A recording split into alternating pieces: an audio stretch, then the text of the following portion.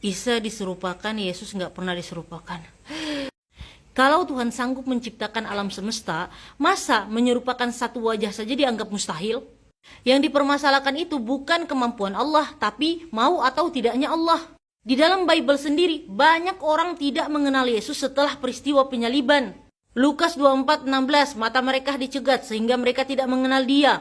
Yohanes 20:14, Maria Magdalena melihat Yesus tapi dikira tukang kebun.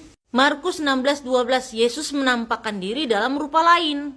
Kalau menurut Bible saja Allah bisa membuat orang tidak mengenali Yesus atau Yesus itu tampak dalam rupa lain, mengapa menyerupakan seseorang itu dianggap tidak mungkin? Dalam Islam, yang diserupakan bukan berarti Yesus itu berubah menjadi orang lain, tetapi Allah membuat orang lain wajahnya seperti Yesus agar rencana penyaliban terhadap Nabi Isa itu tidak berhasil. Itu ada dalam surah An-Nisa, tetapi yang mereka bunuh itu diserupakan bagi mereka. Intinya Allah ini memuliakan Nabi Isa dengan menyelamatkan dia. Analoginya kayak gini, kalau misalnya kamera CCTV buram, lalu orang salah mengenali pelaku, apakah itu mustahil? Tidak, apalagi jika Allah yang Maha Kuasa lah yang menghendaki suatu peristiwa itu terjadi. Kamu mengatakan bahwa Yesus itu tidak pernah diserupakan, itu harus ada buktinya, jangan asal omong doang. Sedangkan Islam mengajarkan bahwa Allah memang menyelamatkan Nabi Isa dengan menjadikan peristiwa itu tampak beda bagi pelaku. Jika Allah mampu menciptakan manusia dari ketiadaan menjadi ada, tentu menyerupakan seseorang bukanlah sesuatu yang mustahil. Jadi sadar sadar. Gak ngerti Anda arti Tuhan, guys, miring Rob. Yesus datang menebus dosa. Kalaupun ada menuhankan, sah-sah aja. Kalau ada batu bisa hapus dosa sehabis-habisnya, wajar dituhankan, itu sah-sah aja. Brando, assalamualaikum, saat kita aku tanggapin ini.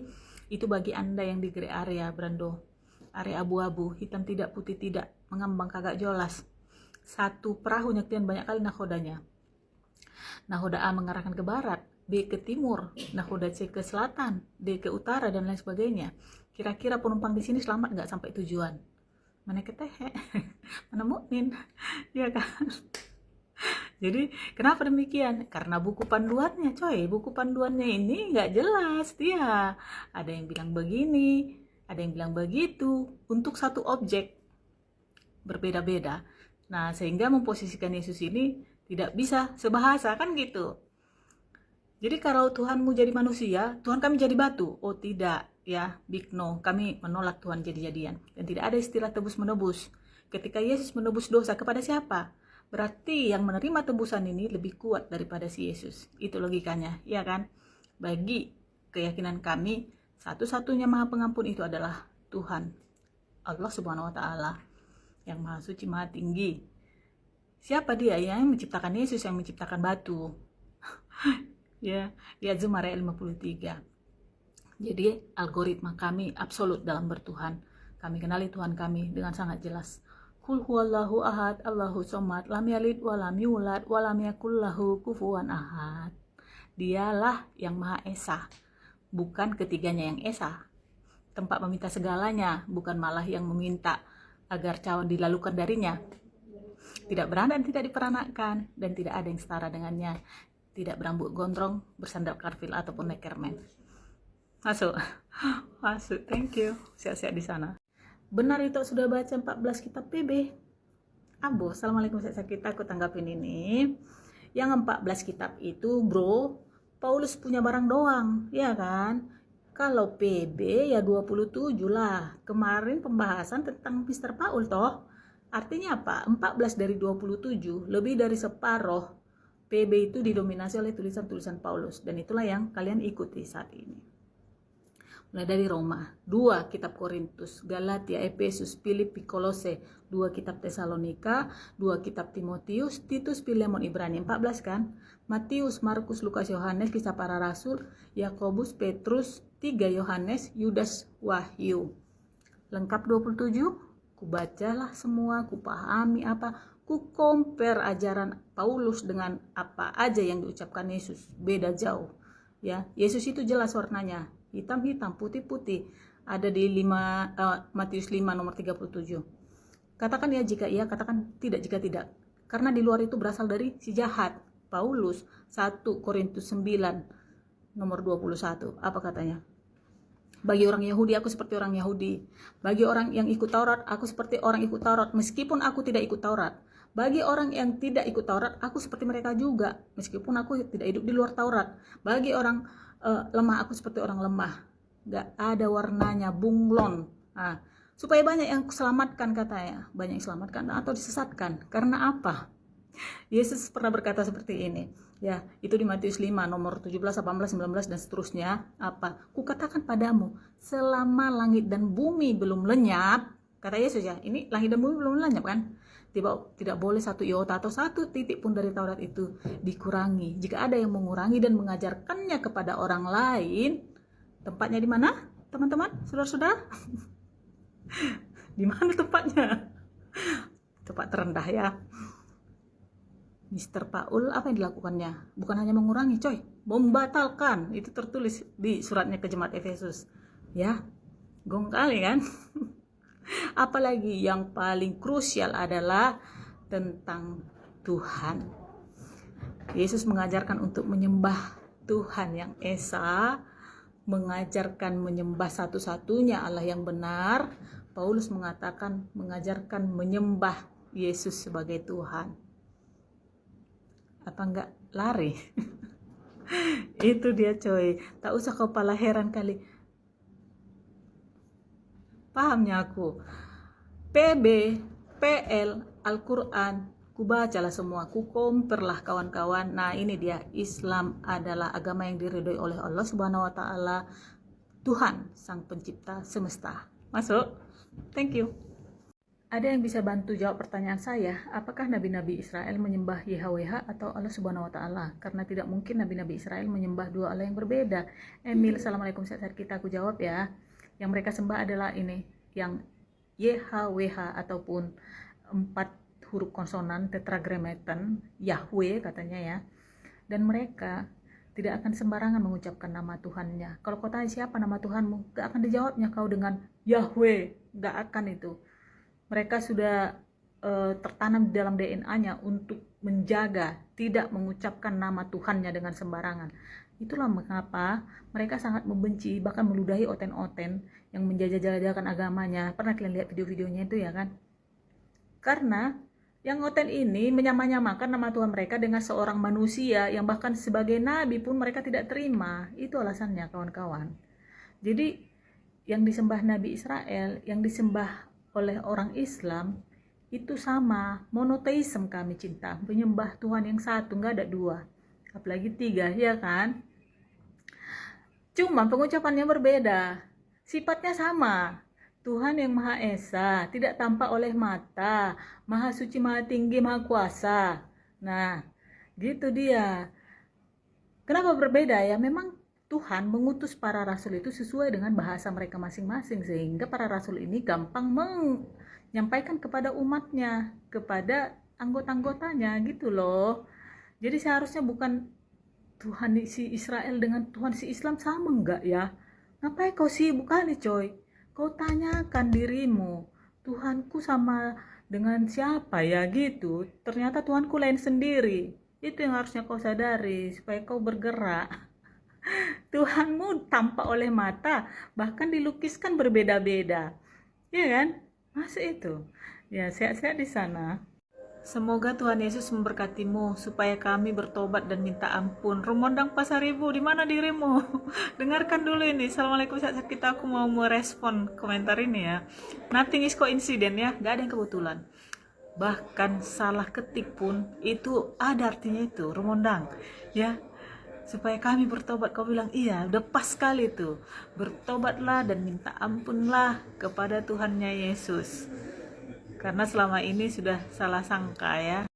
Agamamu lah imani, jangan bahas yang bukan ranah kepercayaanmu. Salam toleransi, 76 sekian. Assalamualaikum, sehat-sehat kita. Aku tanggapin ini, salam toleransi juga.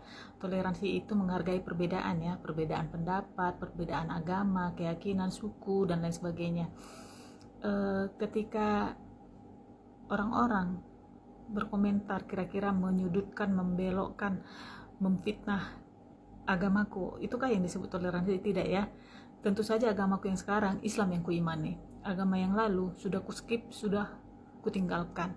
Tetapi kenapa masih ada membahas karena ya ada komentar ataupun pertanyaan yang datang, ya kan, dan itu masih di ranahku.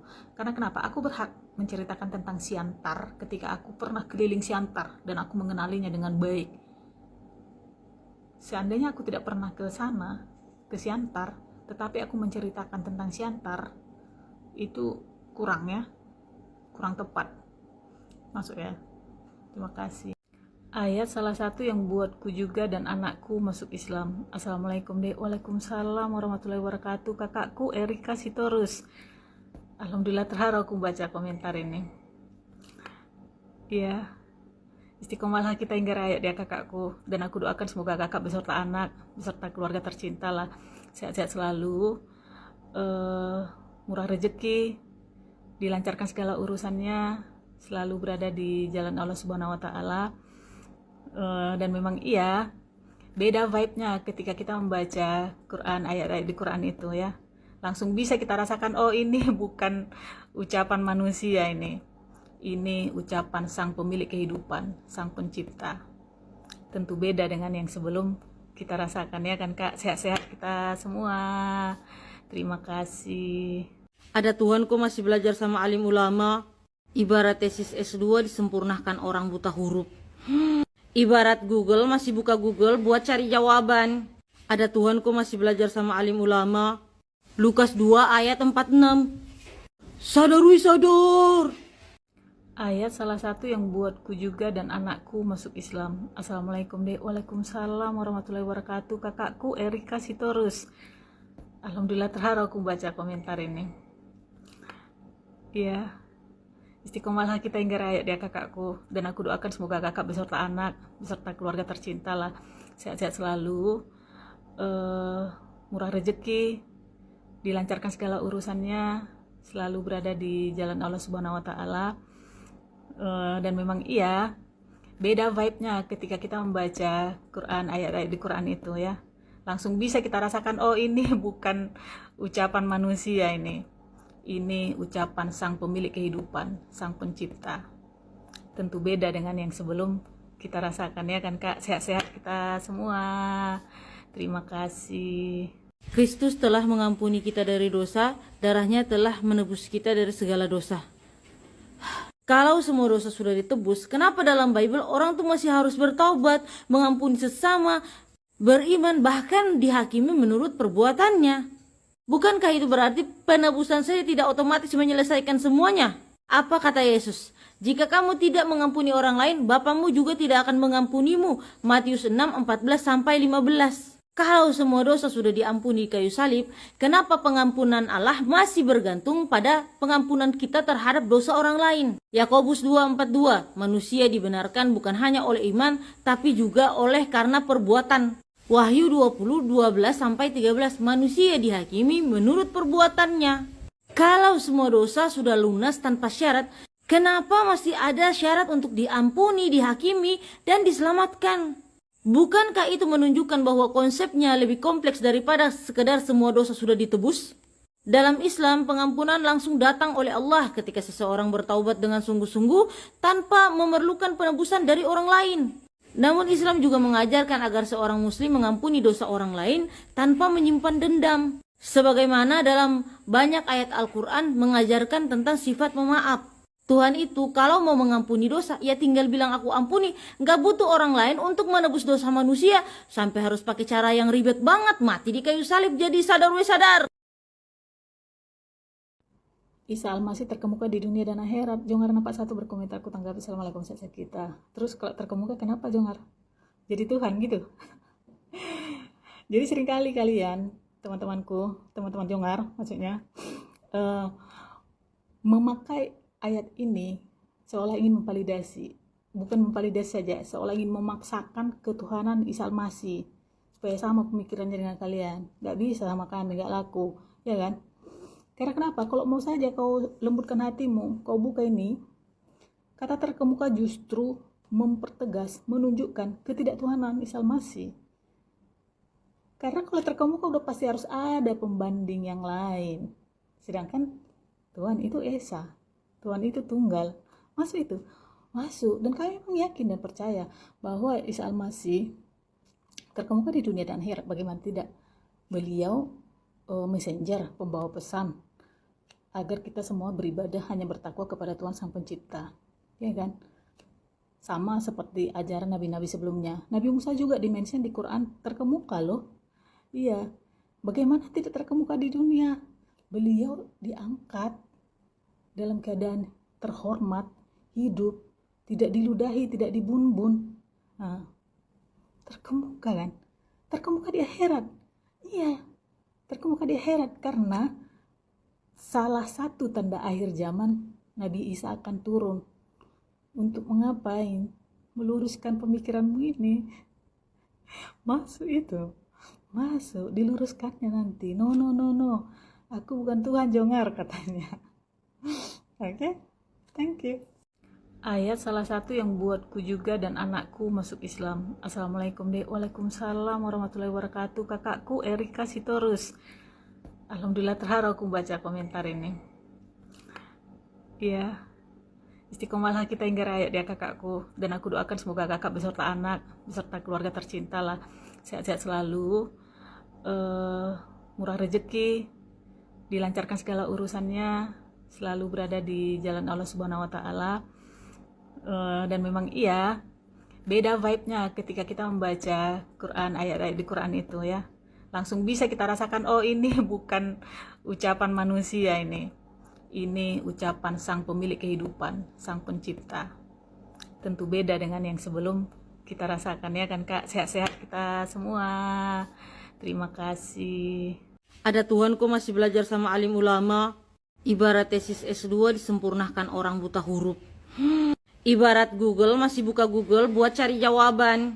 Ada Tuhan kok masih belajar sama alim ulama. Lukas 2 ayat 46. Sadar.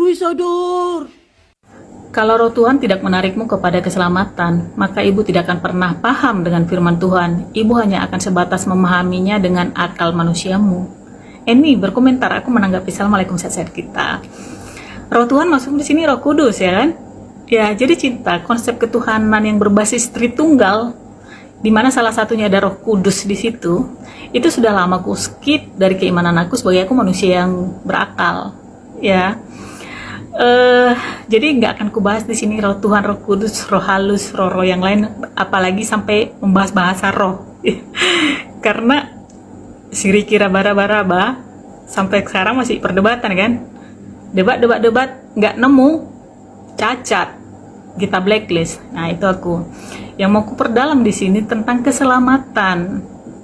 Semua kita ini manusia pengen selamat, dunia akhirat apalagi, ya kan? Jadi kenapa harus Islam? Karena di Islam jelas konsep keselamatannya. Adil, merata, laki-laki dan perempuan, semua sama. Yang penting apa? Yang penting baca Al-Ahzab 35, apa yang kau lakukan, gitu. Loh, di sana kenapa emangnya? Di sana justru yang namanya juru selamat, penyelamat, pernah berada di fase tidak selamat. Kita pakai akal manusia kita secara sehat supaya tidak diakal-akalin. Masuk. Thank you. Yohanes 14 nomor 6. Akulah jalan dan kebenaran dan hidup. Sob 12. Assalamualaikum sehat-sehat kita. Aku tanggapin ini. Jadi ketika aku membahas ini nanti pasti banyak yang mencak-mencak. Gak apa-apa sayang, tahan dulu, dengarkan, silahkan mencak. Kalau mencak gak apa-apa, barangkali ini bisa menjadi stimulan untuk meningkatkan kesadaran yang mungkin kolaps ya. Harapannya nanti kesadarannya penuh, mau belajar, mau membaca gitu. Ini kalau diakumulasikan dari semua video-video yang pernah aku unggah, ada ratusan ini nongkrong di kolom komentarku. Yohanes 14 nomor 6 ini. Kenapa demikian? Karena ini adalah ayat yang dibangga-banggakan. Kalau aku bilang ada ayat yang dibangga-banggakan, ada itu ayat yang tidak pantas untuk dibanggakan. Gak pernah kalian menulis di kolom komentar, Yohanes 5 nomor 30, aku tidak dapat berbuat apa-apa dari diriku sendiri dan seterusnya, itu kata Yesus ya. Markus 10 nomor 40 atau Matius 20:23, perihal memberikan tempat di sisi kiri kananku, aku tidak berhak nih. Gak pernah kalian kaji, gak pernah kalian perdalam itu. Kenapa? Karena kalau kalian kaji perdalam itu gagal nanti misi menuhankan Yesus, ya kan? Yang kalian kokop-kokop itu adalah kalimat Yesus, tidak satu pun yang dapat datang kepada Bapa kalau tidak melalui aku. Iya, semua nabi itu pada zamannya masing-masing adalah jalan menuju Tuhan yang sebenarnya Tuhan. Jalan berbeda dengan tujuan. Ya, masih bisa dibedakan jalan dan tujuan kan? Kalau nggak bisa dibedakan jalan dan tujuan, udah hang itu benar. Ya, coba pikirkan dulu pelan-pelan. Ya, terus nabi-nabi terdahulu yang diutus Tuhan itu mau ngapain datang ke dunia ini? Healing, tebar-tebar pesona. Enggak kan, sama tujuannya, agar umat manusia tidak menyembah sesembahan lain. Musa di Keluaran 32-33 itu marah kepada umatnya ketika mereka mulai menyembah sesembahan lain, lembu emas. Kita hanya bisa selamat kalau mengikuti Tuhan yang memerintahkan aku membebaskanmu dari perbudakan. Itu katanya. Sama kan intinya. Ada 4 nabi besar di kitabmu ini, aku katakan. Ada 12 nabi kecil, itu intinya semua sama. Membawa umatnya agar tidak menyembah sesembahan lain. Gitu. Dan Yesus juga sama seperti itu. Dia selalu mengatakan dia utusan Tuhan, dia itu berkali-kali sampai berbunyi pun mulutnya. Kalau kau pergi ke Yohanes 17 yang hanya 26 ayat itu, 6 kali dia mengatakan supaya dunia tahu aku ini engkau utus gitu. Ya kan? Kaji dulu itu lebih dalam. Kaji lagi. Masuk ya. Jadi pengajian itu penting memang. Kaji. Jangan mengagung-agungkan satu ayat menutup mata dengan ayat yang lain. Yesus itu tidak pernah mengatakan dirinya Tuhan apa karena dia malu-malu kucing, malu-malu meong. Enggak lah, karena memang dia bukan Tuhan. Ya, enggak mungkin dia sesegan itu mengakukan dirinya kalau dia memang Tuhan. Siapa yang jadinya biang kerok? Jangan biang kerok lah ya, tokoh lah ya. Siapa yang menjadinya tokoh? Akhirnya Yesus ini Tuhan kan? Paulus yang sama sekali tidak pernah ketemu dengan dia, bahkan dia adalah penjahat yang mengaku bertobat. Aku gak mau, aku ikut apa yang dikatakan Yesus aja, karena dia kudus. Bagaimanapun aku menghargainya, menghormatinya, mencintainya sebagai utusan Tuhan, tidak sebagai Tuhan. Kalau kau percaya dengan Paulus yang sudah bertobat dari kejahatannya, silahkan masuk ya. Thank you, sehat-sehat di sana. Bismillahirrahmanirrahim. Bismillahirrahmanirrahim. Buka pintu. Kaji ke hak milik pada ulam. Yang berkah mendengar hak milik. Alhamdulillah. Ya, silakan masuk. Bangku-bangku dia ni. Nanti mau di dalam. Nah, Yang kini munasah katanya. Alhamdulillah horonya kat. Mau buka pintu. kaji ni nang luar tu. Pero di yang tu ni dah.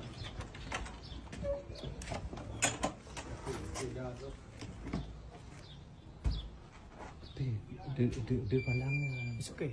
Hah? Untuk Jadi jadinya bekas-bekas gereja yang dah belum Semuanya yang untuk dari apa, Aceh bukan Community untuk Center. apa, ya tengah. Nah, insya Allah ini akan dari HP ini. Ramai. Dari sana. Cukup berarti juga kita kalau mesti Bisa nggak kita jual?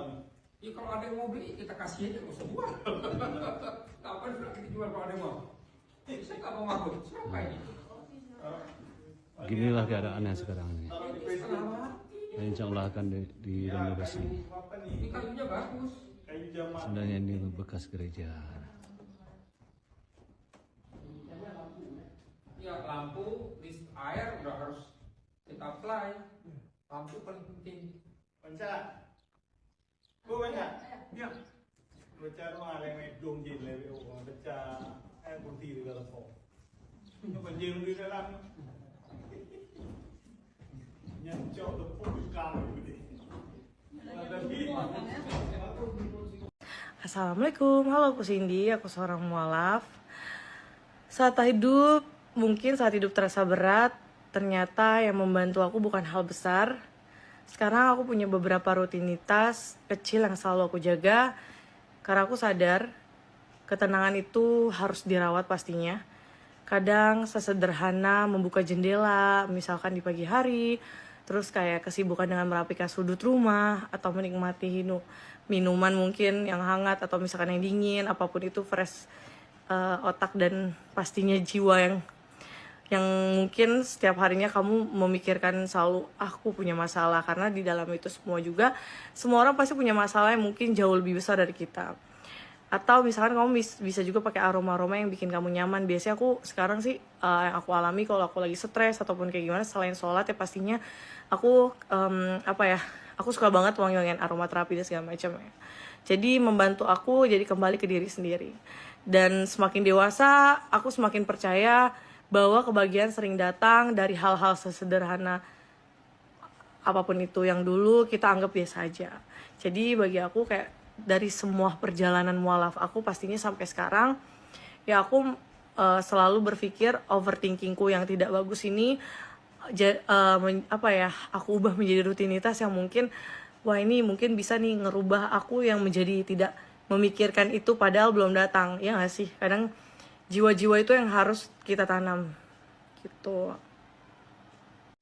Mbak, jangan sembah batu. Assalamualaikum, sahabat kita. Aku tanggapi komentar ini. Jadi teman-temanku dari seberang sana yang sering berkomentar seperti ini ya, maaf, aku mau katakan kepada kalian menunjukkan ketololan kalian yang sangat dalam sebenarnya, dan keputusasaan bisa dibilang ya. Kenapa? Kalian tidak mempelajari Islam, tidak mempraktekkan keislaman, kasih nasihat agar umat Islam tidak sembah batu. Satu orang pun manusia yang beragama Islam di muka bumi ini tidak ada yang sembah batu. Ya, sepertinya kalian sudah terbelenggu oleh doktrin Tuhan menjadi manusia, menjadi roh. Ya, kalian merasa hebat karena Tuhan kalian menjadi roh, menjadi manusia. Tuhan mereka batu gitu. Jadi itu longor namanya ya. Logikanya sederhana aja. Menyembah Tuhan yang jadi manusia saja, yang bisa bergerak, bisa melakukan sesuatu, bisa makan ikan goreng, kami nggak mau. Apalagi batu yang tidak bisa berbuat apa-apa, yang hanya bisa diam. Mana mungkin ya kan? Kami menyembah yang menciptakan manusia, yang menciptakan roh, yang menciptakan batu. Lalu kenapa kalian berbondong-bondong ke Ka'bah itu? Itulah bukti bahwa Islam itu rahmatan lil alamin, pemersatu seluruh umat di dunia. Ya, itu. Apa maksud si kawan ini? Kau pelajari lagi lah. Jangan semua aku muntahkan. Nanti kenyang kali kau makan muntahanku. Masuk itu. Kalimat Allah dan rohnya Allah itu sendiri. Baca di Quranmu. Coba jelaskan kata si Eklamaus Mas Neno. Assalamualaikum sahabat kita. Oke Mas Neno, kau ajak sekalian kawan-kawan sekelasmu ya duduk yang manis di situ. Biar ku jelaskan, biar ku injili dulu kalian satu persatu. Karena ini kan tentang Nabi Isa alaihissalam. Jadi typinganmu itu tadi adalah plintirologi. Jangan kau suntik-suntikkan konsep trinitas, konsep tritunggal kepada kami.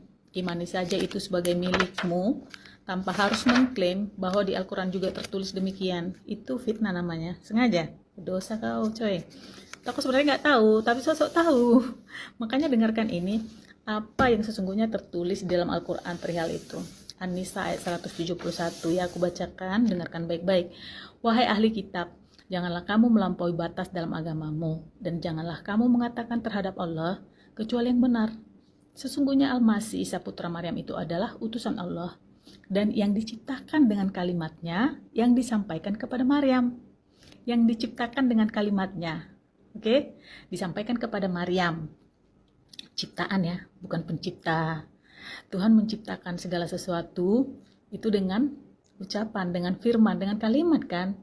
Matahari, bulan, bintang, gunung-gunung, pohon-pohon, lautan, hewan-hewan, binatang buas, binatang melata, semua diciptakan dengan berfirman, dengan kalimat. Apakah itu semua Allah itu juga? Ya enggak lah coy, hina kali kau buat. Tapi itu semua kepunyaan Allah. Masuk ya? Masuklah. Kalau nggak masuk lagi, betapa tumpulnya lah ya kan. Kita lanjut. Dan dengan tiupan rohnya. Ingat ketika Tuhan menciptakan Adam, fase terakhirnya itu meniupkan roh, sehingga Adam menjadi manusia yang bernyawa, manusia yang hidup, manusia yang bergerak. Apakah Adam Allah itu juga? Enggak kan? Maka berimanlah kamu kepada Allah dan Rasul-Rasulnya. Beriman ya kepada Allah dan Rasul-Rasulnya. Isa itu ciptaan Tuhan dan juga Rasulnya. Oke, lanjut. Dan janganlah kamu mengatakan Tuhan itu 3. Berhentilah kamu dari ucapan itu. Dan selanjutnya boleh kau baca, Cinta. Jadi jangan kau pelintir-pelintir, jangan kau bawakan konsep pemikiranmu, konsep ketuhananmu ke kami. Gak, bagi kami itu perbuatan musyrik, dosa besar. Ya, dan satu hal lagi yang sangat penting, kalau kau mengimani satu ayat dari Al-Quran itu, ya harus tentu dong mengimani ayat yang lain ya. Jangan yang senang, yang cocok kau rasa, kau telan, kau ambil, kau simpan, yang tak cocok kau buang, kau singkirkan. Itu bukan beriman. Kayak gitulah cara kalian mengimani kitab suci kalian. Makanya jadi marsamburetan. Ya kan? Harus totalitas. Jangan pilih-pilih. Kalau pilih-pilih, yang ini aku ambil lah, suka aku, yang ini kusingkirkan lah. Bukan beriman namanya. Berapa namanya? Bermonjanya kayak gitu ya kan? Oke, sehat-sehat di sana. Thank you. Tuhan Yesus mengasihimu, kembalilah padanya, kata si Berry. Assalamualaikum, sehat-sehat kita. Jadi aku tanggapin ini ya. Sekali lagi ku sampaikan dan ku tegaskan Berry DKK dan kawan-kawannya yang sering mengatakan ini, bahwa justru dalam Islam aku berada di circle-nya Yesus loh. Ya, jadi aku tinggalkan kekristenan supaya aku berada di circle-nya Yesus. Kemarin itu di circle-nya Paulus. Ya, circle-nya Paulus itu yang mengajari untuk menyembah Yesus. Tetapi Yesus mengajari untuk menyembah satu-satunya Tuhan yang Maha Esa, Sang Pencipta. Masuk itu? Masuk ya, sehat-sehat di sana. Pengampun. Mengapa Adam dan Hawa tidak diampuni? Mengapa manusia dibuang dari surga? Putra berkomentar, aku tanggapi. Assalamualaikum, sehat-sehat kita. Jadi ini adalah versi ajaran yang sudah lama aku tinggalkan, di mana dosa Adam dan Hawa diwariskan turun-temurun hingga ke manusia saat ini yang masih meyakini ajaran tersebut. Dan anehnya di kisah itu ya, di kisah pembuangan manusia dari surga itu, Tuhan tidak tahu di mana posisi Adam setelah melanggar perintahnya, setelah makan buah terlarang itu. Kan Adam bersembunyi, terus Tuhan kecarian. Adam, di manakah dirimu, katanya. Kok bisa Tuhan kecarian? Itu agak lain ya. Oke, itu masa lalu. Yang ini ku sampaikan di sini adalah di Islam Tuhan itu mengampuni, kan Maha Pengampun. Itu terus lihat Baqarah ayat 37. Boleh kau baca. Dan manusia itu diturunkan dari surga ke bumi sudah dari awal rencana Allah Subhanahu wa taala, bukan karena terkejut. Oh, manusia ini berdosa aja, kuturunkan aja lah ke bumi. Tidak. Di ayat 30 Al-Baqarah itu ditulis di situ bahwa Allah berfirman kepada malaikatnya bahwa dia ingin membuat khalifah di bumi. Bacalah ya, baca dengan hati yang tenang, boleh dibandingkan sehingga tidak salah pilih. Jangan kita pilih Tuhan yang terkejut-terkejut ya. Kok bisa? Banyak lagi ayat-ayat loh yang akhirnya Tuhan yang menyesal menciptakan ini. Tuhan, udahlah ya. Oke, masuk ya. Jadi Tuhan Maha Pengampun, diampuni dosanya, diterima tobatnya. Ayat 37 Al-Baqarah, Cinta. Thank you, sehat-sehat di sana. Ceritanya gimana sampai meninggalkan Yesus? Cuma tanya dan saya tidak menghalangi Anda. Oppo berkomentar, ku tanggapi. Assalamualaikum, sehat-sehat kita. Ceritanya gini, Po. Aku itu masuk Islam tidak meninggalkan Yesus loh.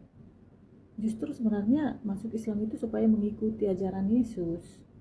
Sama dengan ajaran Nabi sebelumnya, Nabi Musa yang menerima Taurat, Nabi Isa atau Yesus yang menerima Injil, kemudian Nabi Muhammad yang menerima Quran.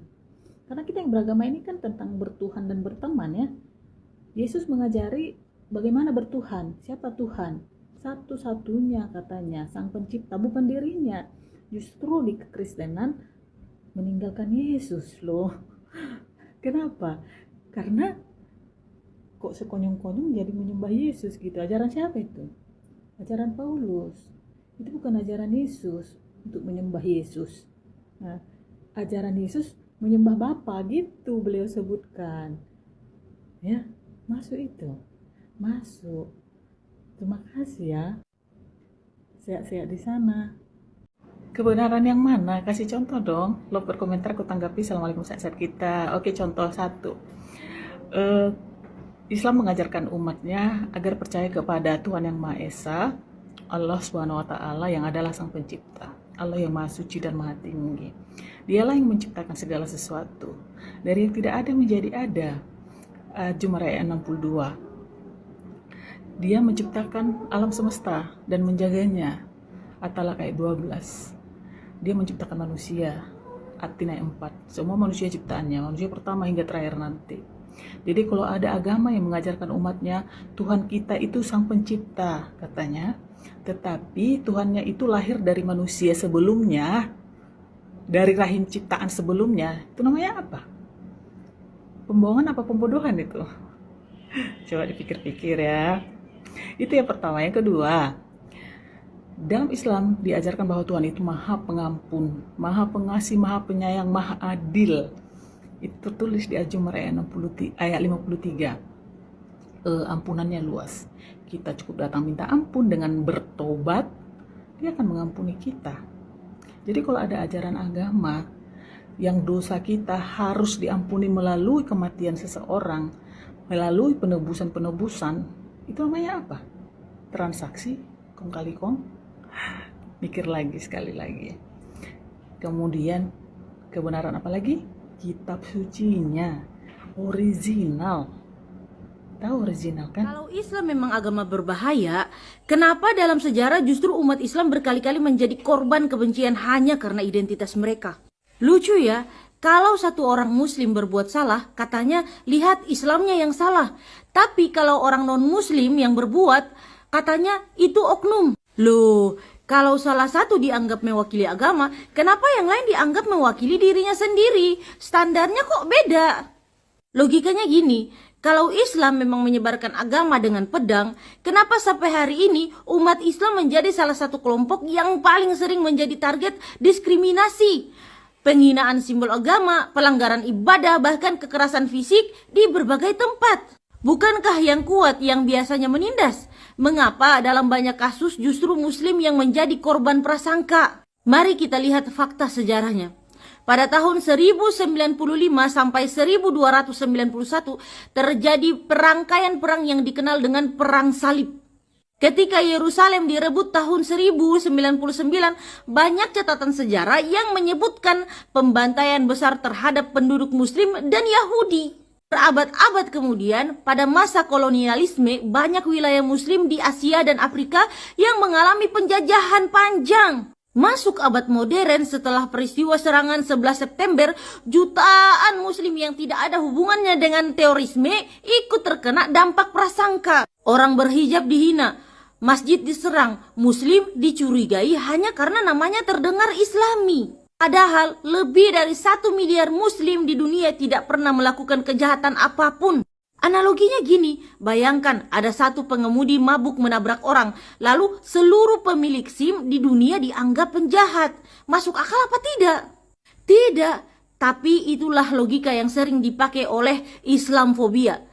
Kesalahan segelintir orang dibebankan kepada seluruh umat. Padahal di dalam Al-Quran Allah berfirman apa? Dan janganlah kebencian suatu kaum mendorong kamu untuk berlaku tidak adil. Berlaku adillah karena adil itu lebih dekat kepada takwa. Surah Al-Maidah ayat 8. Perhatikan, bahkan kepada orang yang membenci kita, Al-Quran tetap memerintahkan kita untuk adil. Islam mengajarkan kita untuk apa? Tidak ada paksaan dalam beragama. Surah Al-Baqarah 256. Berlaku adil kepada yang berbeda agama. Surah Al-Mumtahanah ayat 8. Menjaga nyawa manusia. Surah Al-Maidah ayat 32. Karena itu tindakan teror tidak bisa otomatis disamakan dengan ajaran Islam. Islamfobia ini bukan sekedar tidak setuju dengan Islam. Islamfobia adalah ketika prasangka membuat seseorang menilai lebih dari 1 miliar muslim berdasarkan kesalahan segelintir orang. Ingat, kritik boleh, diskusi boleh, berdebat boleh. Tapi kebencian dan fitnah terhadap seluruh umat karena identitas agamanya bukanlah pencarian kebenaran, karena akal sehat mengajarkan nilai seseorang dari perbuatannya, bukan dari prasangkamu terhadap kelompoknya. Jadi sadar wis sadar. Gak penting bahas yang begini. Kalau kau sudah mualaf, kau fokus aja ke agama yang sekarang. Apa gunanya bahas agama kalau akhirnya saling hujat? Saya juga mualaf, tapi saya nggak pernah membahas agama saya terdahulu. Titik-titik ada sambungannya ya, boleh dibaca dari Nixon Tagor. Assalamualaikum, sehat-sehat kita. Aku tanggapin ini sangat penting lah Tagor. Ya, kenapa kita umat Islam punya kewajiban sesuai dengan hadis Arba'in. Aku nggak tahu kau udah sampai ke situ atau belum. Apa katanya? Jika kau melihat satu kemungkaran, wajib bagimu merubahnya atau mencegahnya Tagor. Wajib, tahu wajib kan? Harus. Nah, jadi tuduhan-tuduhan negatif, fitnahan, hujatan tentang keyakinanmu itu suatu kemungkaran, rubah menjadi kebenaran. Begini yang tepat, itu salah gitu loh. Wajib bagi kita, ya. Dengan apa kita merubahnya kemungkaran itu? Dengan tangan, dengan mulut, dengan hati. Minimal dengan hati, jangan setujui hal itu. Dalam hal ini aku bisa dengan mulut aku, maka aku bertindak, ku komunikasikan, ku ucapkan dengan adab loh. Aku tidak mau dengan hujat, ya. Jangan balas hujat dengan hujat. Iya, cuman kan Nixon, aku rada-rada sedikit mohon maaf, semoga aku salah ya. Karena ada beberapa komentarmu di video-video yang lain kayak aroma-aroma domba-domba berbulu nyemot gitu loh. Karena banyak loh yang ngaku-ngaku di video-videoku, aku juga mualaf, aku jangan kau bahas-bahas, aku juga mualaf, gak kayak kau, gak bahas-bahas agama katanya. Ternyata ditelusuri bukan. Nah gitu. Jadi semoga aku salah ya, semoga kecurigaanku ini salah. Belajar lagi Islam dengan baik Nixon, lebih dalam sehingga semakin cinta. Karena gini, siapapun dia, seorang umat beragama Islam yang slow aja dia, slay aja dia ketika agamanya dihujat, itu ada yang salah dengan dia, baik dia Islam dari lahir maupun mualaf, ada yang salah. Itu terjadi kemandulan spiritual namanya. Jangan sampai mandul kita ya. Masuk, thank you. Assalamualaikum warahmatullahi wabarakatuh, teman-teman. Ketika Allah memanggil kedua wanita hebat di dalam kehidupan saya, 5 tahun lalu Allah memanggil almarhumah istri saya, ibu dari kedua putra saya. Dan bulan lalu Allah kembali memanggil seorang mualaf yang luar biasa, yaitu mama saya, teman-teman. Ketika almarhumah mama saya selesai dimakamkan, lalu banyak sekali keluarga dari pihak mama saya itu datang dan ngobrol dengan saya, teman-teman. Salah satu dari mereka bicara kepada saya seperti ini. Ketika mamahmu masih ada, setiap kamu berangkat bekerja, kamu selalu menitipkan kedua anakmu kepada mamahmu. Lalu sekarang bagaimana? Bagaimana kamu bisa merawat anakmu sambil kamu mencari uang, katanya. Lalu saya bilang, teman-teman, saya akan tetap merawat kedua putra saya dengan maksimal. Untuk masalah pekerjaan, saya bisa berhenti bekerja dan saya mencoba mencari pekerjaan yang lebih fleksibel, yang dapat merawat anak saya juga dan dapat mencari rizki juga untuk mereka. Lalu salah satu dari mereka, tepatnya om saya, bilang seperti ini, teman-teman. Kenapa sih kita nggak satu agama lagi atau kamu balik lagi ke Katolik? Biar kita bisa sama-sama gitu. Biar kami yang merawat anakmu dan kamu tetap bisa fokus kerja. Lalu saya bilang kepada dia seperti ini, teman-teman. Akan jauh lebih baik saya putus keluarga dengan Anda atau dengan Om daripada saya harus balik ke agama saya yang lalu. Saya sudah tidak takut dengan dunia, karena saya jauh lebih takut dengan akhirat. Saya percaya Islam adalah agama yang benar dan Allah adalah Tuhan yang Esa. Jadi saya tidak pernah mengkhawatirkan dunia. Dan alhamdulillah, teman-teman, saya sudah berhenti bekerja 1 minggu lalu dan saat ini saya mencoba jadi supir driver online atau saya jadi supir gokar yang lebih fleksibel. Saya dapat merawat kedua putra saya dan saya pun dapat tetap mencari rezeki. Saya tidak akan pernah menggadaikan akidah hanya demi dunia. Assalamualaikum warahmatullahi wabarakatuh. Aku juga mualaf, gak ada keluargaku yang mau kenal sama aku, tapi aku gak peduli. Dari kecil aku jalani hidupku sendiri. Marta Bena Marbun berkomentar, ku tanggapi, Assalamualaikum sahabat kita. Alhamdulillah, semoga kita istiqomah hingga rakyat ya cinta. Keren dirimu, semangat, ya kan? Keren ini prinsipmu, gak usah peduli. Yang penting bukan dari pihak kita yang memutus silaturahim, ya kan? Tetaplah kita sayangi mereka, kita hargai. Perihal mereka menolak kita, nggak mau kenal lagi sama kita karena kita memilih agama Islam, itu bukan urusan kita, ya kan? Tetaplah kita baik, bukan karena orang lain baik sama kita, tetapi karena kita sudah Islam. Masuk, sehat-sehat di sana. Aku asal Kristen, sekarang mualaf. Aku anak pendeta, user 43 sekian-sekian. Assalamualaikum, sehat-sehat kita. Alhamdulillah, aku anak perhenger. Selamat datang di kebenaran, semoga kita istiqomah hingga akhir hayat. Amin. Saya dalami, yang kitab suci itu hanya Al-Quran, ya, karena Al-Quran ini adalah satu-satunya kitab yang terjaga, sebagaimana firman Allah di dalam Quran surat Al-Hijr ayat ke-9, Zubillahi minasyaitonirrajim, inna nahnu nazzalna dzikra wa inna lahu lahafizun. Allah lah yang menurunkan Quran dan Allah pula yang menjaganya. Allah menjaga Al-Quran bukan menjadi manusia, bukan saudara. Tetapi Allah menjaga Quran dengan apa? Dengan berjibunnya jutaan orang yang hafal Quran. Ya. Saya berusaha untuk menghafalkan Bible, saya nggak hafal. Ya, paling kalau bahasa Yunani NRK, en hologos kae, en hologos prostonteon, cuma itu aja. Ya kan? Kalau bahasa Ibraninya paling mungkin kidung. Halo? Paling kidung agung. Hikomam takim khula mahmadim zehdodi we zehrei benot Yerusalem. Tetapi Al-Quran 30 juz orang hafal Quran. Tapi surga kayak pasar dan mengucapkan kalimat syahadat masuk surga. Kopi Arabik berkomentar, aku menanggapi, Assalamualaikum sehat-sehat kita. Jadi kalau masih ada keributan-keributan, seperti ada perang-perang naga gitu ya, ada pesundal-pesundal tak bersendal, curiga kita memang ini pasar apa surga gitu ya. Tapi di Islam bukan seperti itu penjelasannya.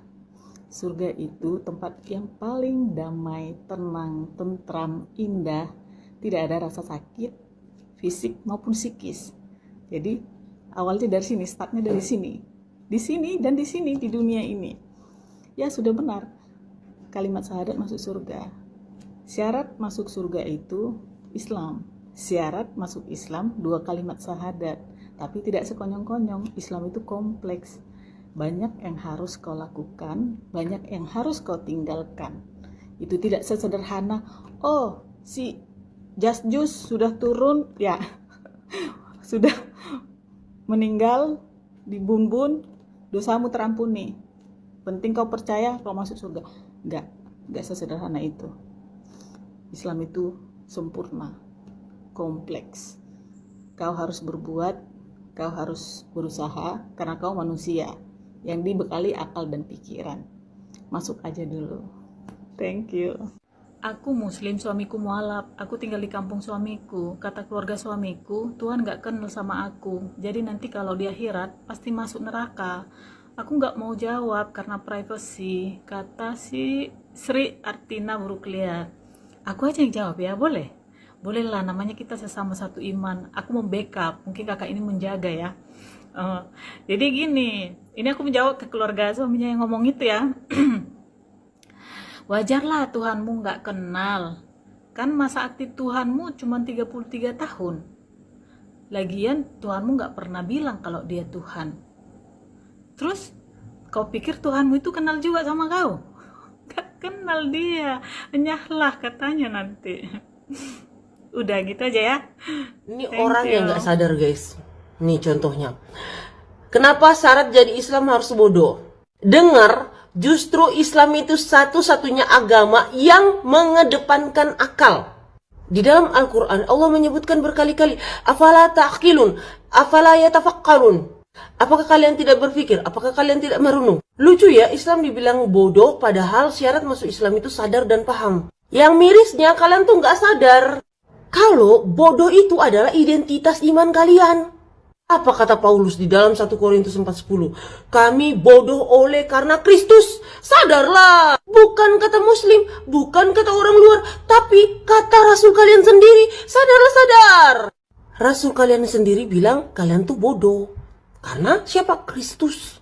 Baca Biblemu, baca yang Menurut benar supaya saya sadar. Ya? mengenai pindah agama dan lain-lain, pada dasarnya ini memang saya sedang mencari agama sebelum saya menemukan, bisa diilhami untuk bisa bersyukurnya saya dapat ilham yang mudah ya, saya dibukakan jalan dengan mudah dan saya juga bisa terbukanya, saya tuh tidak tertutup, jadi saya dengar, saya mau belajar. Saya sangat bersyukur sekali, banyak orang itu sudah dibukakan, sudah diberikan, tapi bebal ya, nggak bisa masuk.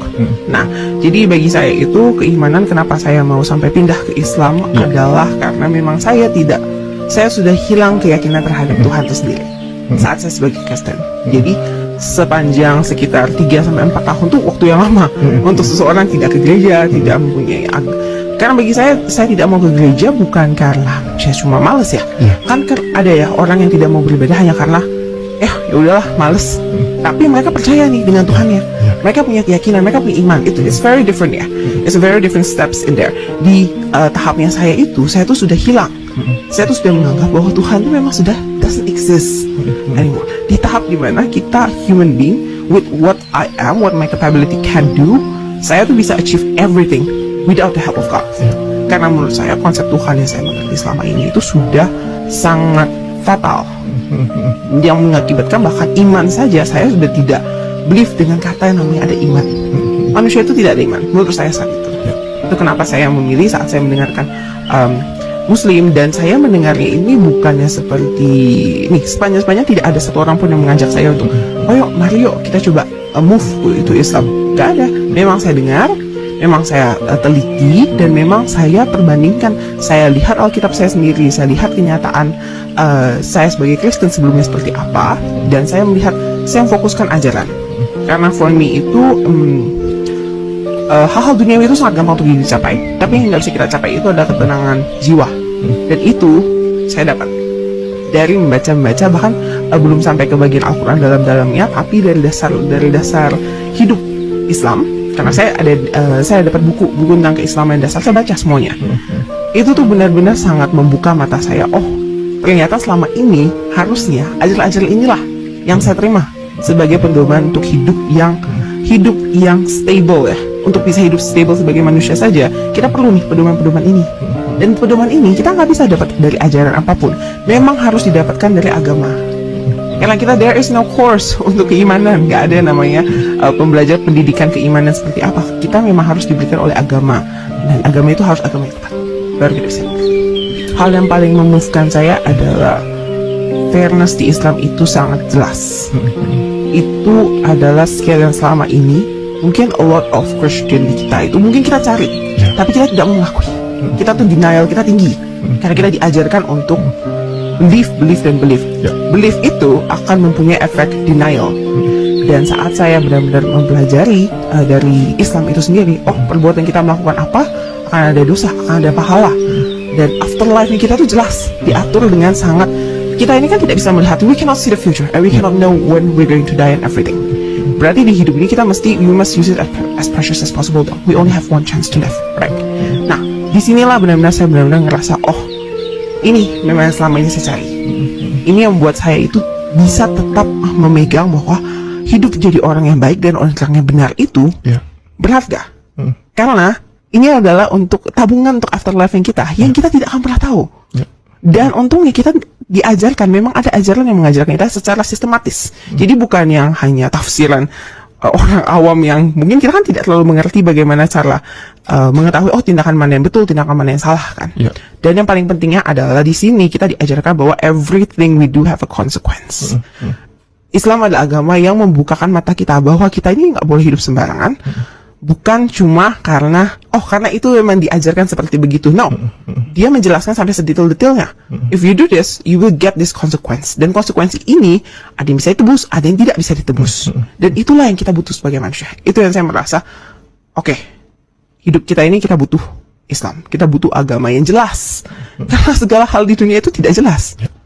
Kalau sampai kita saja untuk perbuatan kita, untuk fondasi hidup kita juga nggak jelas, buat apa hidup?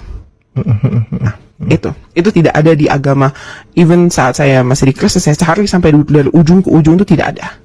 Dan disinilah kita bisa ngaca, benar-benar mengaca bahwa perbuatan kita itu punya makna, bukan cuma semerta-merta kamu bisa Kematian itu tidak pernah disebabkan oleh Allah. Ketika Tuhan mengatakan kalau kamu Elia, kau ini mencampurkan antara filsafat, tafsir pribadi, dan asumsi teologi. Yang pertama, tentang kematian tidak pernah disebabkan oleh Allah. Masalahnya dalam Bible justru berkali-kali mengatakan Allah memberi hukuman mati, membinasakan, bahkan yang menentukan hidup dan matinya manusia. Contoh, Ulangan 32:39, aku menghidupkan dan mematikan. 1 Samuel 2 ayat 6, Tuhan mematikan dan menghidupkan. Kalau begitu bagaimana bisa dibilang bahwa kematian tidak pernah disebabkan oleh Allah? Padahal teksnya langsung bilang Tuhan mematikan. Jadi secara logika, kalau Allah menciptakan sistem hukuman kalau makan langsung mati, lalu hukuman tersebut benar-benar terjadi, maka Allah adalah penyebab utama hukuman tersebut terjadi. Ibarat hakim bilang kalau melanggar hukum ini kamu mati. Lalu orang dihukum mati, apakah kita bilang bukan hakim penyebabnya, tapi orang itu sendiri? Tidak sesederhana itu Elia, karena hakimlah yang menetapkan sistem hukumnya. Nah, kedua, kau bilang mati artinya terpisah dari Allah. Masalahnya Adam tidak langsung mati fisik hari itu. Padahal Kejadian 2:17 mengatakan pada hari engkau memakannya pasti engkau mati. Tetapi nyatanya Adam masih hidup ratusan tahun kemudian. Makanya kalian tuh suka ubah-ubah makna mati menjadi mati rohani. Supaya apa? Sesuai dengan doktrin kalian. Padahal mati rohani tidak tertulis secara eksplisit di dalam ayat itu. Itu interpretasi belakangan untuk menjelaskan bahwa kenapa pada saat itu Adam tidak mati fisik. Lalu ketiga, kau bilang Allah tidak lagi menopang hidup manusia. Nah, muncul pertanyaan besar di sini Elia. Kalau manusia itu tidak bisa hidup tanpa Allah menopang, berarti siapa yang mencabut penopang itu Elia? Tetap Allah. Jadi secara logika rantainya itu tetap kembali ke keputusan Allah Elia. Sadarlah. Contoh sederhana. Kalau seorang ayah kemudian bilang aku berhenti memberikan makan kepada anakku karena dia tidak taat. Lalu tiba-tiba anak itu mati. Apakah kita bilang bahwa anak itu mati sendiri? Bukan karena ayahnya. Tentu tidak sepenuhnya begitu Elia. Makanya konsep yang paling jelas dan masuk akal itu cuma Islam. Yaitu apa? Yang pertama, Allah memang menetapkan kematian sebagai ujian hidup. Adam memang berbuat salah, tapi dosa Adam tidak diwariskan ke semua manusia. Dan Allah menerima taubat Adam, jadi manusia lahir tidak membawa kutukan dosa Adam. Al-Quran jelas dan tegas, dan seseorang yang berdosa tidak akan memikul dosa orang lain. Jadi Islam tidak membuat manusia itu menanggung seluruh dosa kesalahan Adam. Sedangkan dalam teologi Kristen gara-gara Adam jatuh seluruh manusia berdosa. Padahal secara akal sehat, kenapa bayi baru lahir harus menanggung kesalahan nenek moyang? Kalian ini bingung sendiri dengan ajaran kalian. Allah bikin aturan, Allah kasih hukuman, Allah cabut penopang hidup. Tapi katanya bukan Allah penyebab kematian. Memang sadar dikit lah, sadar. Bismillahirrahmanirrahim. Bismillahirrahmanirrahim. Buka pintu.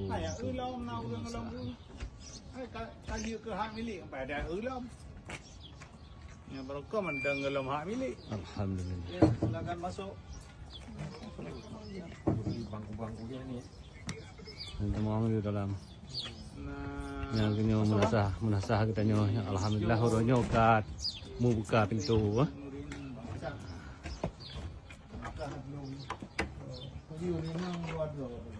Pero yang misal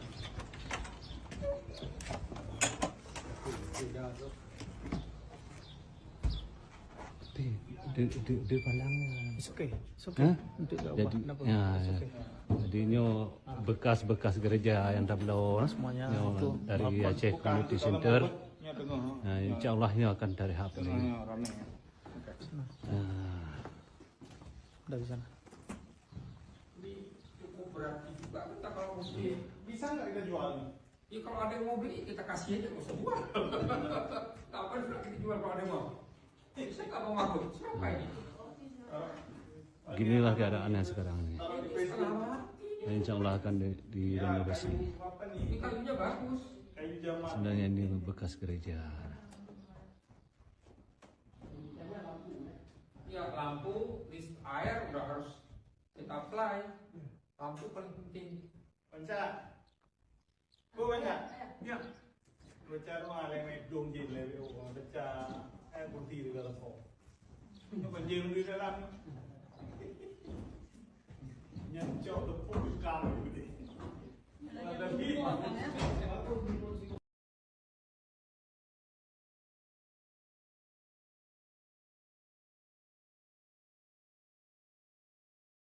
Benar itu sudah baca 14 kitab PB. Abo, assalamualaikum, kita aku tanggapin ini. Yang 14 kitab itu bro, Paulus punya barang doang, ya kan? Kalau PB ya 27 lah. Kemarin pembahasan tentang Mr. Paul toh.